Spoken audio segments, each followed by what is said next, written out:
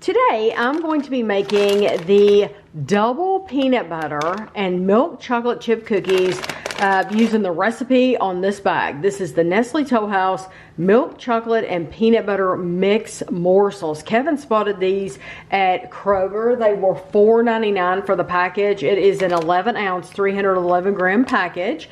And I can tell you firsthand that I've made a lot of recipes, made a lot of cookies and stuff like that using the recipe on the package, and they're always really good because they have tested these, they've done the work for you, and these are really good recipes. So for these cookies, you're going to need 2 cups of all-purpose flour, 1 teaspoon of baking soda, 1 cup or 2 sticks of butter softened, a half a cup of creamy or chunky peanut butter. So I have like almost all creamy peanut butter, but then I needed a little bit more and I ran out of regular, so we're using chunky as well. And we like the Jif brand, so all of it is Jif peanut butter.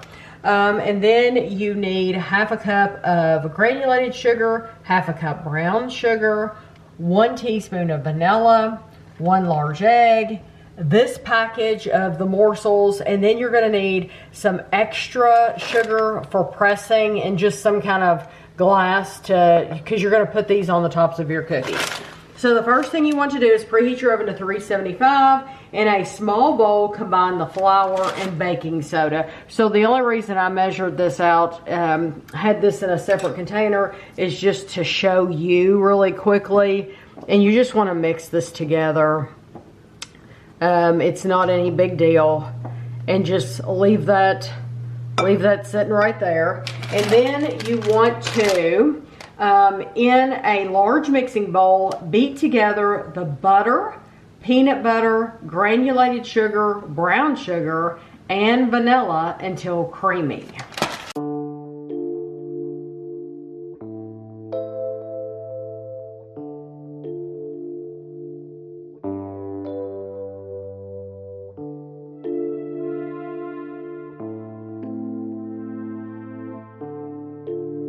Scraped my bowl down because there was some peanut butter stuck on the sides. So now we're going to mix our egg in, and then once the egg is mixed in, we're going to start adding the flour a little bit at a time until it's blended.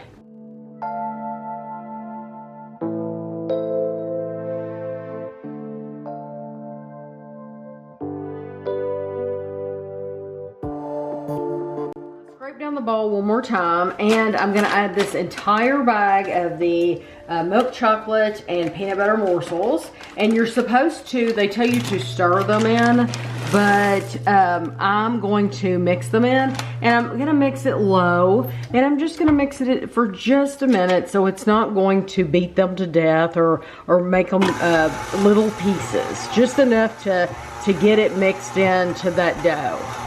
It's easier to do it like this than to do it by hand.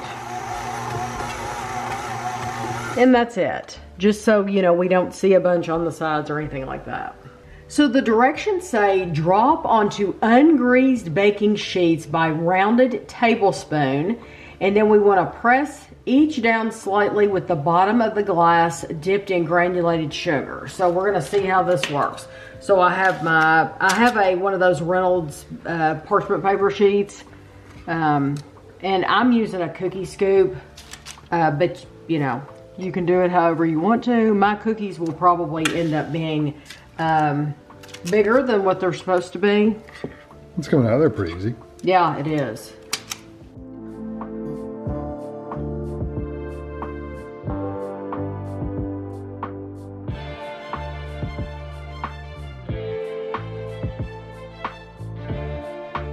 So this is kind of like my test baking sheet, because we'll see how much they spread. If they don't spread that much, I'll know that I can put more on the next baking sheet.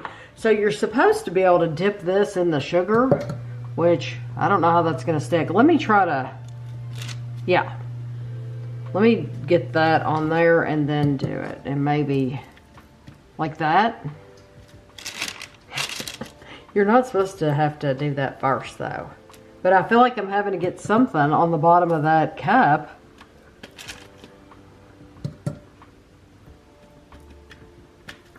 to get it to work.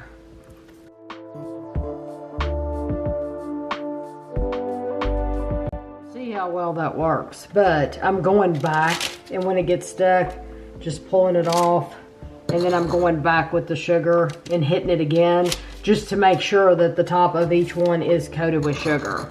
So now you want to bake these at 375. You want to go for 8 to 10 minutes.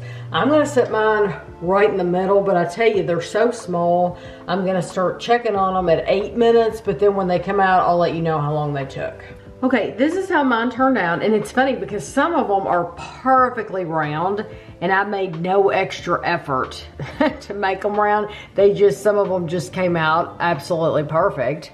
And that's using that cookie scoop. I think they all look good. They all do look really good. Like this one, I mean, that looks so full of chips. I ended up letting mine bake for 9 minutes, and I got 38 cookies. Now, you were supposed to get 3.5 dozen, but I got 38. So I'm gonna put a couple on a plate, and we'll take them over to the table and give them a try. So Kevin pointed out, I got 38 cookies, and 3.5 dozen would have been 42. 42, so yeah, pretty close. Not too bad. That's really close for Tammy dough. It is really good for me, and I didn't eat any. So yeah. Like normally you wouldn't get all the cookies at the end because I've eaten some. I haven't eaten any of them. So this is the actual amount that we got. So it's, let's see. It says 1 tablespoon, 14 grams is 80 calories because you have to weigh them. Yeah, you would have to weigh them. You would have to add all your calories if you care from all that butter. Oh, that's true. That's just for the chips. Yeah, that's just for the chips. Yeah, that's not counting the 1600, sorry, 800 plus 800, 1600 for just the butter. And then you've got an egg, and then you've got all the other stuff. So how about you just eat the cookie and just not think about it, okay? That's what I'm gonna do. So milk, chocolate, peanut butter, but now these are double chocolate peanut butter because we added our own peanut butter. And I would say, I always get somebody asking, do you think you could add natural?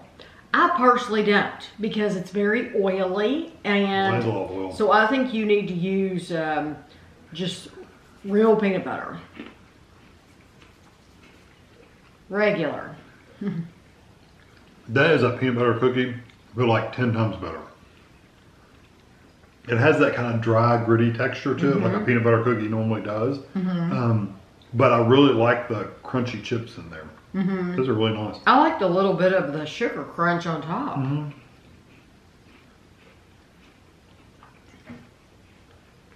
Yeah, instead of doing a fork and doing that, you're doing a glass and flattening it out. I like it. You know, once you get the hang of it though, yes, the glass is going to stick to the cookie. But then once you kind of put a little film under it, of that greasy cookie film, then that's when you can get the sugar to stick. And it wasn't any trouble. It wasn't like it was any big deal. Those are really good. I don't get a ton. I mean, it's mostly peanut butter. I don't get a ton of the milk chocolate, but you do. I think it adds to the flavor. It's not like ooh, that's chocolate and peanut butter, but I do think it adds to the flavor for sure. It makes it seem, I don't know, more rich or something. I don't know. It's really good. If I had to eat a peanut butter cookie, this is how I'm going to eat them. And that's a lot for Kevin. I don't like Kevin usually doesn't want a peanut butter cookie.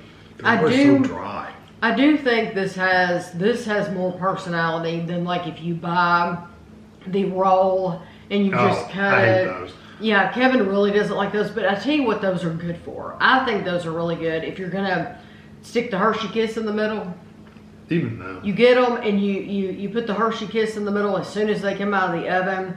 And I think those are good for that, and I think that dresses them up a lot. It makes them look really cute. This is 10 times better. I'm glad you like them. Yeah, I think these are really good. These are not your traditional peanut butter cookies. So if you like peanut butter, but you don't typically like the peanut butter cookie because they're dry and boring, this is good.